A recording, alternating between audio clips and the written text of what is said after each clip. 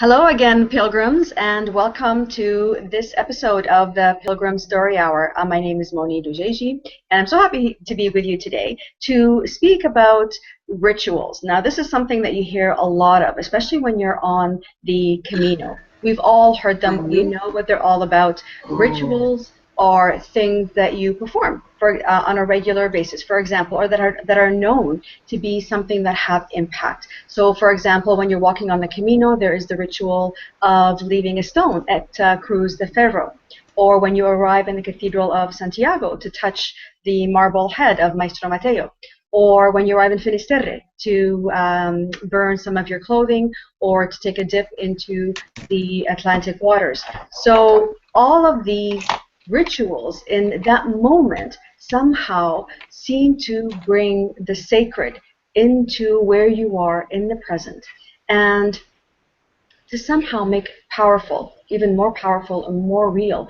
whatever it is that you are doing. So what I'm going to share with you today is a ritual that I performed during my pilgrimage. I actually didn't burn my clothing when I arrived in Finisterre when I walked the Camino. I didn't do that. I don't know why. It didn't really call to me to do it then. But this particular ritual that I did naturally kind of occurred when I was walking in Turkey. And I need to kind of I was walking from Rome to Jerusalem. I had arrived in Turkey. I was with Alberto probably now. We had been walking over 300 days. We were within maybe 1,000 kilometers of Jerusalem, which sounds like a lot, but when you had walked 4,000, it's like you're in the home stretch at that point. And it was at a time when I was going through a lot of personal, emotional, and spiritual upheaval. You would think that after all those many months of walking, I would be kind of more calm, more steady, understanding myself better, who I was, what I wanted to do. But I found at that time, it felt as if the entire universe was conspiring and dragging me towards having the courage to speak about my spiritual journey and to be authentic in word, in thought, and in deed. And I was kicking and screaming. I did not want to do this because to me, the spiritual journey, of course I was on a spiritual journey, but that was to me a very private affair. It was my business. It wasn't anybody else's. But every encounter I had, every experience, every person that I met, every omen, every synchronicity was all pushing me towards that. And I was deeply resisting. And I wasn't ready to admit yet that I was hiding a much deeper fear. And the deeper fear was around what will other people think of me if I tell them about all of the miracles, if I tell them about all of the amazing things that are happening, especially coming from the corporate world. I worked at Microsoft for many years, and I had worked very hard to earn the trust of senior people and senior executives in the business world, people that I respected and that I wished to emulate. And my fear was that if I started speaking about all of these, spiritual occurrences and the miracles and how angels were appearing in physical form often to guide our way, that I would just be completely dismissed. And all that I had worked for my entire career would essentially go out the window. It would be, in my mind, putting the final nail in the coffin, if you will, of, corporate Mony. And the weight of all of that really came out when we had arrived in a town called Şanlıurfa on the eastern side of Turkey. Now, interestingly, we had not planned to go to this town. In fact, it's about 300 kilometers east of where we were going, where our route was taking us.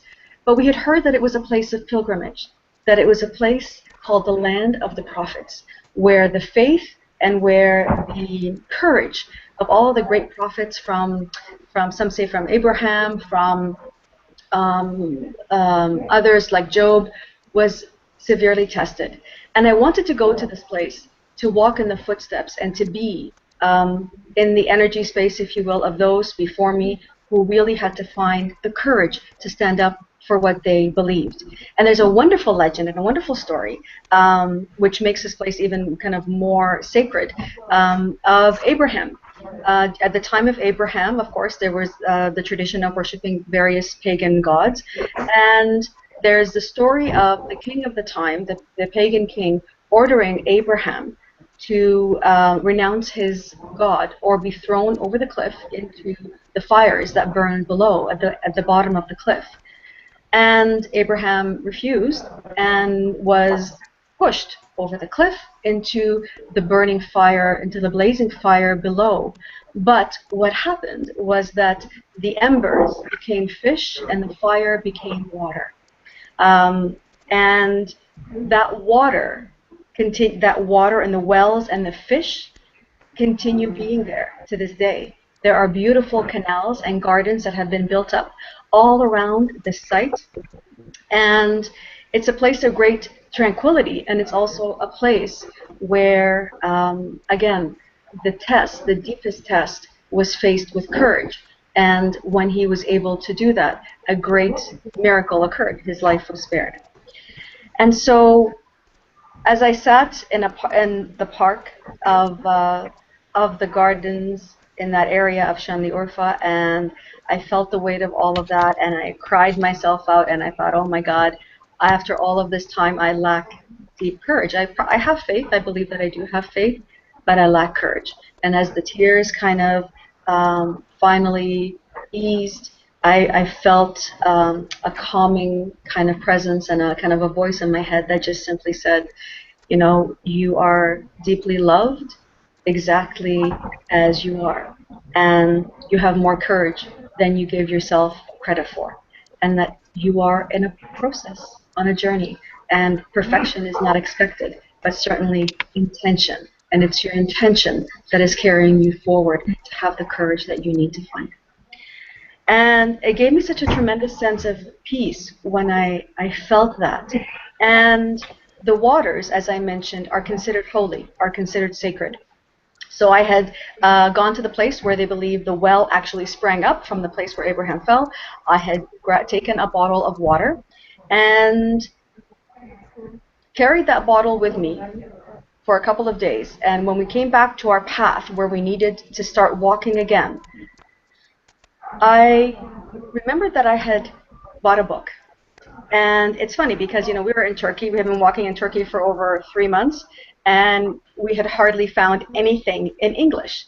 But while in Antalya, a couple of weeks earlier, I had found a bookstore that actually had a couple of English books.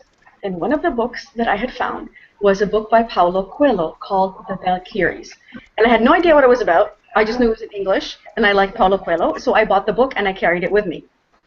Well, as I was reading that book, I realized that there was a very powerful ceremony inside that book. And it's about warriors. They are essentially warriors trying to do the best that they can to bring light in their own world and love into the world. And so there, to anchor that, they had performed. There was actually a ritual that they performed, and it involved the 4 elements: air, earth, water, and fire. And when I read through the ritual, I thought, this is what I need to do. I need to perform this ritual. But I didn't want to do the entire ritual. I didn't feel called to do the air and the earth. But definitely, I wanted to do the fire and the water. And so it's not like being in Finisterre by any means. I was in a hotel room. I went to the bathroom. I wrote down the fears that I wanted to kind of burn away. I lit a small candle that I had, a little tea light.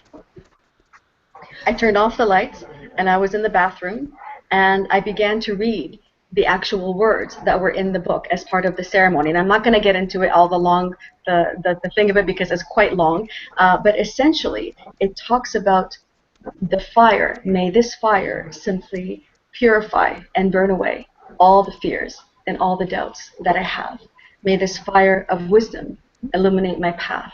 May this fire of love grow in my heart and show me the way. That's the essence of what it was about. So the fire, I used the fire, and I was bawling once again, crying and releasing all of these fears into the fire and allowing it to purify all that was inside of me. And once that was finished, I took the bottle of water that I had picked up from the land of prophets, the place of pilgrimage called Chenli Urfa or Ur, and I used that water to splash it on my face and to wash to kind of just freshen up. And the water, there was also a ritual for water because water is obviously the place. It is the thing. It is the element that cleanses. It is the element that baptizes you in a way that you are born anew in the self that you want to be.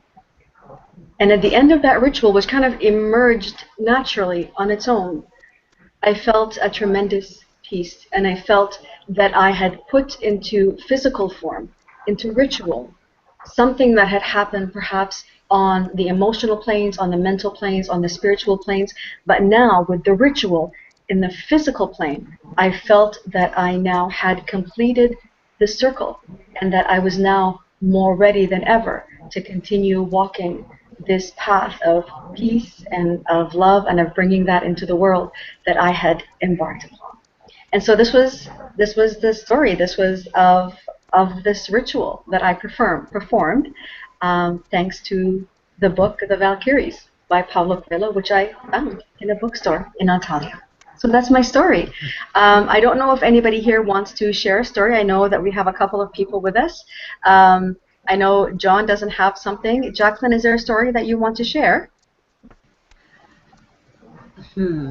I'm sure I have many stories that I'd like to share. Just not sure what I could share. Okay. You know, because I'm a new grandma, right? And so when I think about some of the things that we've walked through over the 10 months of pregnancy, Yes. It's not my pregnancy, it's hers. Right. But what did I experience with that? I found more sleep. I needed more sleep because this is an incredibly emotional 10 months that we're going through. And for me to be all that I can be for my daughter, Yes. I needed to do more yoga. I needed to have more sleep. I needed to do more things for me. I didn't read a book on that. I just needed to follow what my body was telling me. Yeah. Better yet, I think what that's my very mind was saying that. Yes, and I think that's very powerful because often we think that we have to do these rituals because, you know, in a book it's written somewhere that you have to do these things when you are on pilgrimage or on the pilgrimage called life. Yeah. But the truth is, the deepest secret is to listen to your own heart's calling and to see what it is that it calls you to do in that moment so that you can honor what you need. That is a ritual to me. Yeah. It was for 10 months. Yes. Yeah, exactly. And the key was, will I continue on? You know, it's interesting to have put it in place in that perspective where I was thinking it was more for her than for me, but that's not true. Yeah. It was very much for me. Yeah. That's excellent. That's great. Well, thank you. Thanks for sharing that. And thank you to all of you who are listening in, because I know there's quite a few of you who are listening. If you have any stories, any other stories that you wish to share, any rituals that you performed, whether during your pilgrimage on the Camino or any other place, by all means, please feel free to send them to me, and I'll try to include them. So thank you for tuning in to this episode of the Pilgrim Story Hour, and we'll catch you again next time. Buen Camino, everyone. Thank you.